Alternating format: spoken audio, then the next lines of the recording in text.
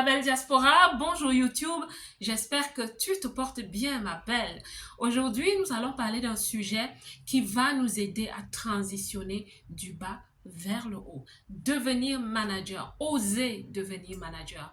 Pourquoi est-ce que je parle de ceci? Je vais vous dire. Vous savez, quand nous sommes dans la diaspora, nous en tant que femmes, nous sommes arrivés et parfois nous avons connu des situations, des expériences qui nous ont laissé parfois des chocs traumatiques, des blessures psychologiques.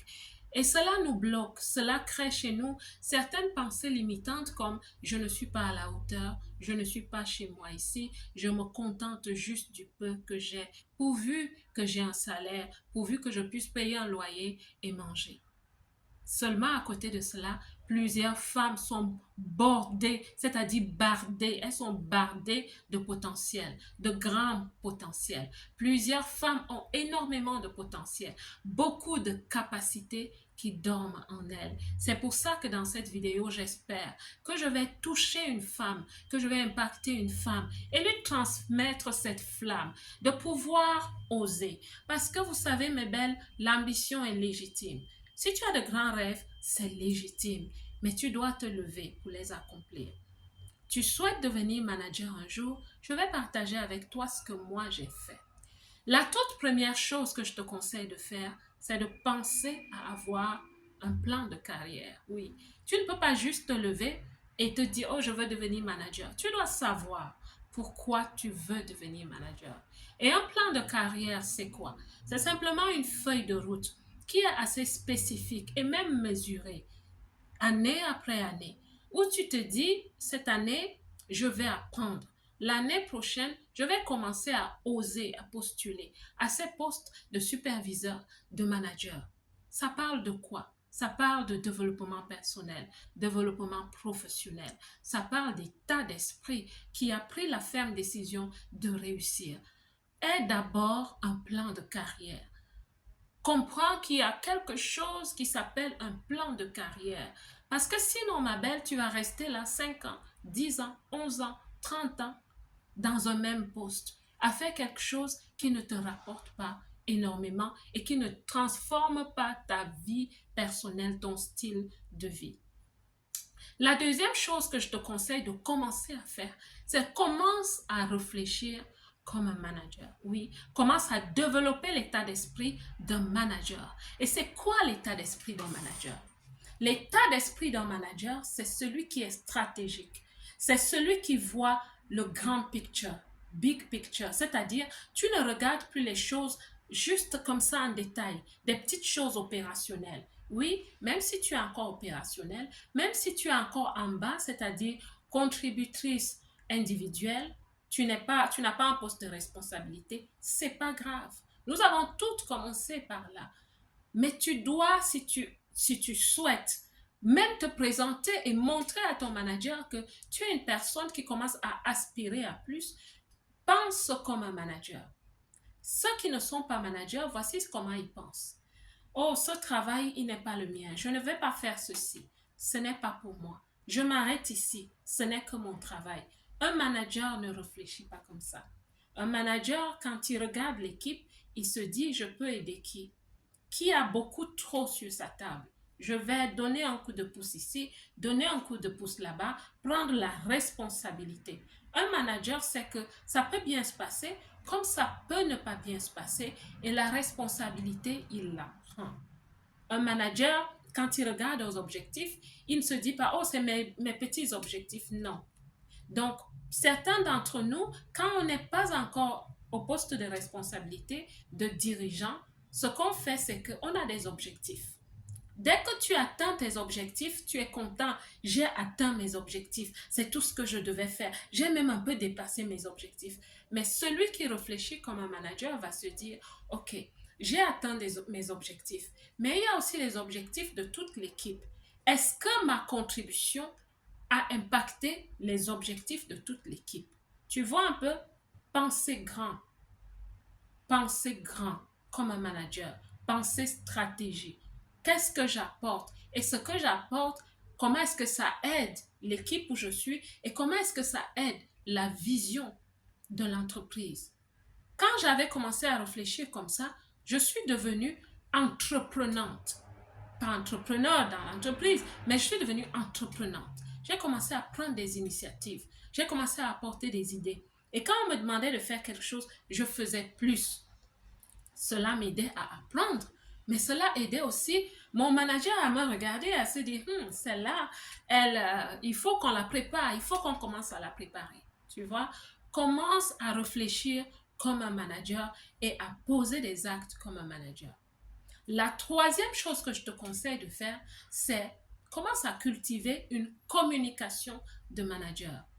Parle et comporte-toi comme un manager, comme un dirigeant. Oui, la communication verbale et non verbale. Quand tu écris un mail en utilisant des mots, pas pour épater, pas pour impressionner, mais des termes et des expressions qui cadrent avec votre secteur d'activité et même le niveau des mots, du langage que tu utilises. Au lieu de dire, je souhaite te dire, par ce mail, je souhaite te dire ceci, non, tu vas dire, par ce mail, je souhaite t'informer ou je souhaite vous informer de ceci, de ceci, de cela. Et commence aussi à parler avec des faits, avec des chiffres, avec des statistiques.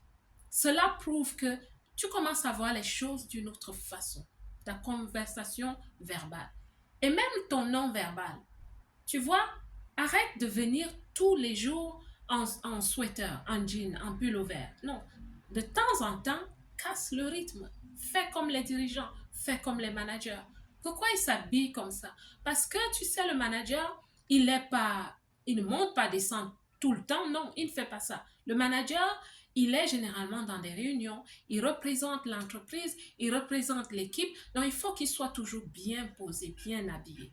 C'est moi, à l'époque, quand je n'avais jamais été manager, je monte, je descends, je cours, ceci, et ça ne me dérangeait pas. Mais quand j'ai compris ça, j'ai dit non, ma belle, je dois accéder à ce niveau-là. Donc, il faut que je commence aussi à me présenter comme un manager, de façon à ce que quand j'entre, on se dit, ah, c'est un manager qui va chercher le café là. Non, je n'étais pas encore manager, mais j'aspirais à devenir manager.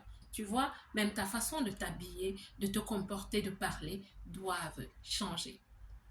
La quatrième chose que je te conseille de faire, que j'avais fait, commence à développer ton caractère, la confiance en toi, l'estime de toi, ton autorité, ton influence. Je sais que c'est beaucoup de choses, mais c'est une façon de te dire, commence à développer ton savoir-être, ta façon d'être. Quand tu débarques comment?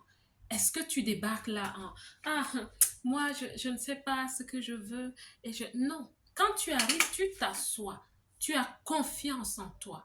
C'est-à-dire que tu crois en toi, tu crois en tes capacités. Ce n'est pas de l'orgueil, ma belle. Non, c'est pas de l'orgueil. C'est juste que tu as foi que ce que tu apportes est valable. Ce que tu apportes ajoute de la valeur. Et tu as tellement travaillé sur l'excellence que tu es une personne qui a une certaine autorité.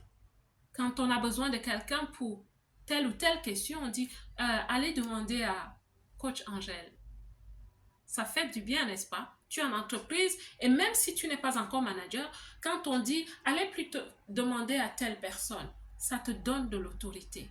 Et tu influences positivement parce que quand on parle d'influence, non, c'est pas toujours négatif. L'influence, c'est simplement la capacité d'inspirer les gens.